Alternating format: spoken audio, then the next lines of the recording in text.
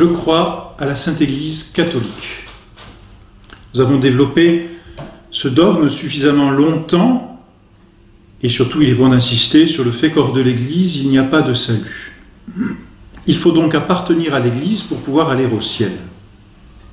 Mais ce qui vient compliquer la tâche, c'est que si l'Église est une société instituée par notre Seigneur Jésus-Christ, c'est une société surnaturelle, qui a une mission bien particulière, celle de sauver les âmes. En instituant l'Église, notre Seigneur n'a pas entendu vouloir supplanter les autres sociétés humaines et naturelles. Autrement dit, en instituant l'Église, notre Seigneur ne renie pas les États ou les sociétés temporelles, mais au contraire, il appelle à ce qu'elles se compénètrent mutuellement pour se faire fructifier, tout en restant distinctes, mais en agissant en commun. C'est ce que notre Seigneur dit quand il répond à ces Juifs venus l'interroger: « Rendez à César ce qui est à César, et à Dieu ce qui est à Dieu. » Notre Seigneur n'a pas voulu nier l'existence des sociétés temporelles, mais en fondant l'Église, notre Seigneur ajoute à ces sociétés temporelles une société spirituelle qui va venir assumer toutes ces réalités temporelles et les sanctifier. C'est la délicate question des rapports entre l'Église et l'État. Délicate parce que difficile, savoir où sont les barrières de l'Église et où sont les barrières de l'État. Difficile aussi parce que jusqu'à quel point doivent-elles collaborer sans renoncer à leur propre pouvoir. On a vu des querelles tout au long du Moyen-Âge, puisque chacune des deux sociétés a voulu absolutiser, si l'on peut dire, son pouvoir, au point que le pape pensait avoir tout pouvoir sur les États, et que finalement les princes temporels, que ce soit du Saint-Empire ou que ce soit en France, ont voulu se révolter et manifester au pape qu'ils avaient une autorité supérieure à la sienne. Pas d'absolutisme en la matière, mais une véritable complémentarité bien délicate. Ce qu'il faut bien garder à l'esprit, c'est que l'État et l'Église sont des sociétés à part entière qui ont leur propre perfection, mais dans leur ordre. C'est-à-dire qu'on est dans deux ordres différents. L'origine de l'État est naturelle, parce que l'homme est par nature un animal politique, et il se constitue naturellement en société. La famille étant la base d'ailleurs de toute société et étant ce qu'il y a de plus naturel.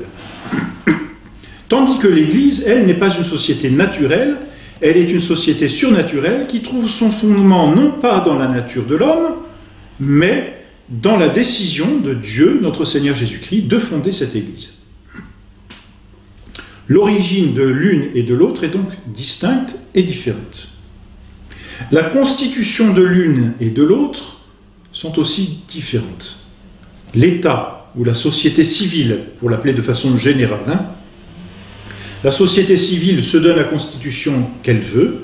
Elle peut se donner une constitution monarchique ou républicaine, à comprendre dans le sens aristotélicien. Bref, les constitutions sont multiples en fonction des États, des géographies, des tempéraments des peuples, et laissées libres aux différentes natures individuées, si l'on peut dire, de chacun de ces peuples. Tandis que la constitution de l'Église catholique, elle, est donnée par notre Seigneur Jésus-Christ, puisque c'est lui qui l'institue, et ne peut pas être changée, quel que soit le temps, quel que soit le lieu. Elle est monarchique. Constitution divine, c'est une monarchie, voulue par Dieu. Et enfin, le but ou la fin recherchée par l'une et l'autre société sont distinctes. La société civile recherche le bien commun temporel, qui n'est pas forcément d'ailleurs le bien-être uniquement matériel. Le bien commun temporel, c'est aussi la vertu, c'est la paix, c'est la concorde, c'est la joie, c'est l'amitié. Ce sont toutes ces caractéristiques spirituelles qui font la perfection d'une vie humaine, c'est entendu, mais cela reste purement humain. Tandis que la fin surnaturelle de l'Église, c'est la béatitude éternelle. Et c'est là que se trouve particulièrement la difficulté, c'est que la société civile n'est plus capable, dans l'ordre actuel des choses, de donner à l'homme sa fin ultime, le but de ce pourquoi il a été créé. Parce que Dieu a décidé que la fin de l'homme serait surnaturelle, c'est-à-dire la participation à sa propre vie. À une fin, à un but surnaturel, il faut des moyens surnaturels. La société civile étant naturelle, elle est disproportionnée par rapport à la fin surnaturelle. Il faut donc une autre société qui soit d'ordre surnaturel et qui proportionne ainsi les âmes à obtenir leur fin naturelle. Simplement, en instituant cette société d'ordre surnaturel, le bon Dieu, notre Seigneur Jésus-Christ, n'entend pas annihiler ou réduire à néant tout ce qui est d'ordre naturel. Mais il entend garder tout ce qui est naturel et l'élever et l'enrichir dans l'ordre surnaturel. Et c'est là que les rapports entre l'Église et la société civile sont délicats. Car l'Église ne vient pas détruire ni la nature de la société civile, ni même sa fin, qui est le bien commun temporel. Elle vient l'assumer, le guérir et l'élever. D'où une certaine subordination de la société civile nécessaire à l'Église, puisque la société civile ne peut plus donner à l'homme sa fin surnaturelle.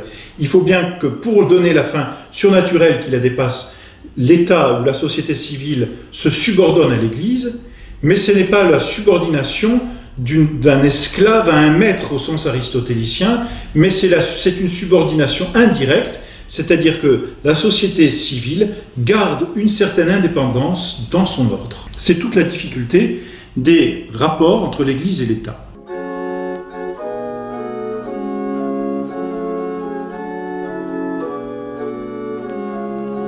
Pour mieux les comprendre, peut-être, il suffit d'aller aux erreurs et de voir comment ne pas tomber dans les erreurs.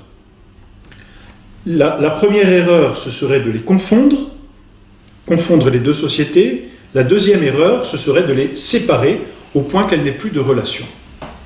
La première erreur voudrait confondre les deux sociétés. Ce serait une forme de... D'ailleurs, on peut la rencontrer sous deux formes. Soit c'est la société surnaturelle, l'Église, qui avale complètement l'État et qui se fait finalement en même temps société temporelle. C'est une forme de cléricalisme. On peut dire aussi une forme d'augustinisme, dans ce sens que l'Église est dominatrice de tout et commande à tout, et a pouvoir sur tout, quoi qu'il arrive. Et donc l'État n'existe plus comme une société parfaite à proprement parler. Confusion des deux. Ou confusion inverse, c'est-à-dire c'est l'État qui absorbe l'Église et qui se fait finalement, par la grâce, qui se fait société surnaturelle. C'est ce qu'on pourrait appeler de façon générale le césarisme, c'est-à-dire César devient lui-même un pape. Voyez. Comme malheureusement on a pu le voir en France par le gallicanisme d'ailleurs, où les décrets des papes étaient obligés de passer par le Parlement et d'obtenir l'aval du Parlement pour être autorisés à diffusion. Voilà, forme de césarisme aussi. Confusion des deux pouvoirs. Simplement, ne pas confondre les deux pouvoirs, c'est pas non plus les séparer. Il faut les distinguer en les unissant, ce qui est délicat. Parce que la séparation des deux pouvoirs atteint à ce que l'on appelle aujourd'hui le laïcisme. C'est-à-dire une rupture entre d'une part l'Église et d'autre part la société civile. Laïcisme ou libéralisme, qui consiste à dire l'homme a deux vies. Il a une vie politique et une vie dans l'Église, et les deux choses sont distinctes. Et donc, dans un cas, il fait ce qu'il veut, et il n'a pas de compte à rendre à l'Église, et dans l'autre cas, il fait ce qu'il veut, et il n'a pas de compte à rendre à l'État. Eh bien, ça aussi, c'est une erreur, parce que, finalement, ça aboutit soit à... Parce que nous ne sommes pas des schizophrènes, hein, même si nous avons en nous une vie surnaturelle, nous ne sommes pas deux, nous sommes un. Et donc, si l'on sépare l'un et l'autre, eh bien, l'homme ne peut pas vivre dans cette schizophrénie, dans ce libéralisme. Parce que tout libéralisme est une forme de schizophrénie, au fond. Et tôt ou tard, il finit par abandonner l'une des deux sociétés pour se donner à l'autre. Donc, les rapports entre l'Église et l'État sont quelque chose de bien délicat, où les deux sociétés sont absolument distinctes et indépendantes dans leur ordre, mais doivent agir de façon interdépendante et complémentaire, parce que l'homme est un et n'a qu'une fin ultime, c'est la béatitude éternelle.